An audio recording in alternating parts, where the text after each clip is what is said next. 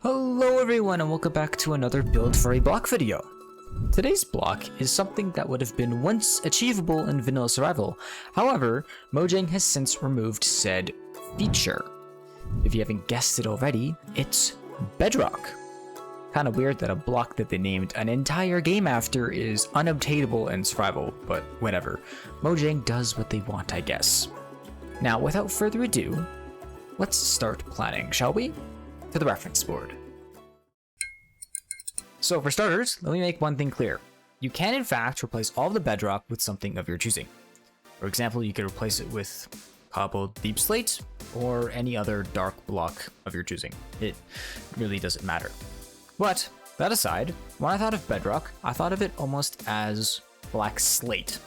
A very nice rock that put me down the path of modern. This is a style I've been wanting to sink my teeth into lately, and this seems like the perfect opportunity to do so. So of course, for starters, we gotta look at some modern architecture. The first reference we're looking at is something I used for the entrance. I wanted a large window and an entrance sunken back a little ways. This image also gave me the idea of having two central blocks as what I will be designing around. This will be made a little bit clearer when I go over the plan and show the subsequent complementary reference as well. This second reference that I'll be going over is for the outdoor area. This gave me the idea of having height difference between the land around the house and the actual outdoor area itself. Now I didn't end up making this difference very large, as I didn't feel like having a significant height drop would be feasible without dedicating a lot of space to just getting down to the usable area, so I ended up with a easy 2-block drop. I also like the water gardens, so I integrated that as well. Now for a clear look at that bedrock divider I was talking about. This reference gives you a much better idea of what I'm talking about. I want a tall, narrow wall of bedrock to divide the build into two sections. I felt that this was a really cool way to integrate bedrock into the build as a point of interest, rather than actually being a part of the palette as a whole. Now, let's cap this off with an interior reference, which will be this one. The main thing here is the staircase design, height difference for the floor, and the overall angular look. If you could sum up modern architecture, it would be clean lines. Curves are of course integrated sometimes, however, most of the time it's just sharp edges and long straight lines that break up the build into different zones. Now of course with every build, I need a plan, and I went pretty in depth here for this one. A house needs a sort of flow, and designing the layout first really helps get you past that first hurdle with organizing where you want to put everything. And so this kind of really helps with that step. You can clearly see the bedrock divider in black, and then I divided the house into two sections. The entrance, kitchen, and bedroom on the left side of the divider, and the storage, family room, and outdoor area on the right. Overall, I really liked the layout I came up with. However, one thing I had problems with was the proportions, which wasn't actually stated when I was making this, as I kind of had a rough idea of how big I wanted it to be, but I didn't actually write anything down. So the first step was actually figuring out how big I wanted it to be and then kind of inferring that size with the rest of the build. So for example, I started with a step-down storage area and made it the size that I wanted. Then I referenced the size of this area with the rest, so it makes sense proportionally. However, that's enough planning. Let's actually build this thing, shall we? So, fun fact time. Did you know that glass panes and stone walls can connect? Well, I found that quite interesting because fences and walls can't. Kind of a weird interaction, but honestly a really useful one that I implemented into this build. So, now that I've shared some knowledge, now it's time for you to share a like and subscribe for more fun facts. And of course my builds. So make sure to subscribe so you can see more in the future. So to start off with, let's get down the bedrock divider.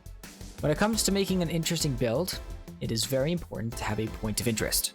This could be the entranceway, the roof, an interesting decoration.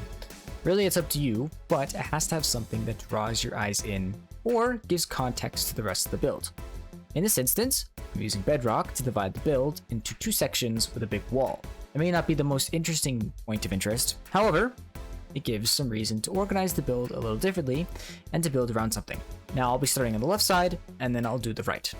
On the left side, we have the entrance, kitchen, dining area, study/library, and bedroom.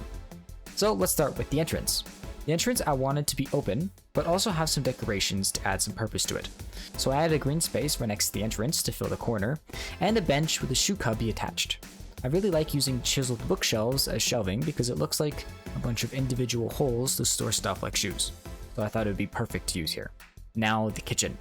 I needed some help with some of the decorations, so I used BlendDigi's video on fridges for the design, and I also made my own spin on his oven design as well.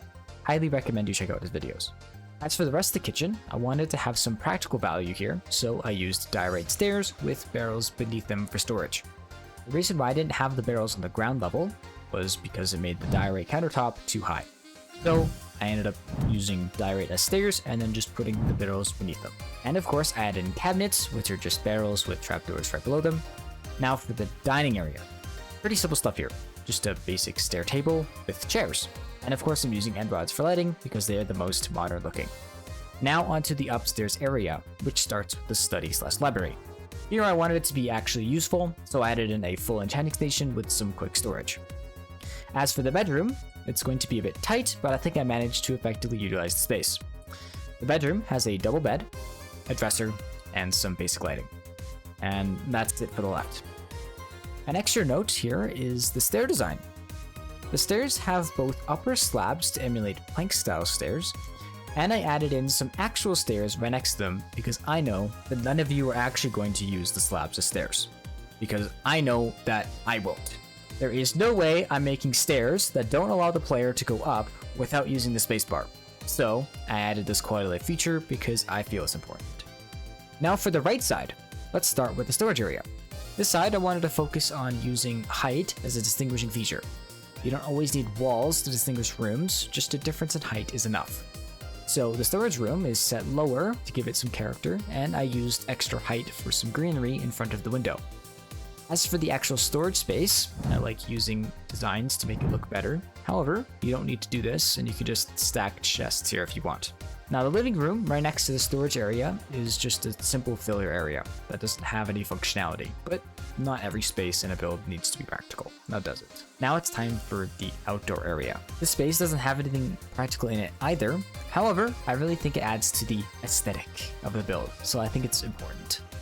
The decorations I added here are a tennis court, water garden, an umbrella seating area, and a balcony area for chilling. Overall, I really like this area. It really adds some flavor to the exterior and completes the look. Overall, I'm quite happy with the final result. It's not too big, but not too small. I feel that the size of everything makes it feel like all of the space is being utilized, because sometimes there's just one corner or wall of your build that just seems to be missing something. And I don't feel like that's the case here. Now, of course, if you like the build, make sure to leave a like if you haven't done so already, and subscribe for future content. But anyways, see you guys next time.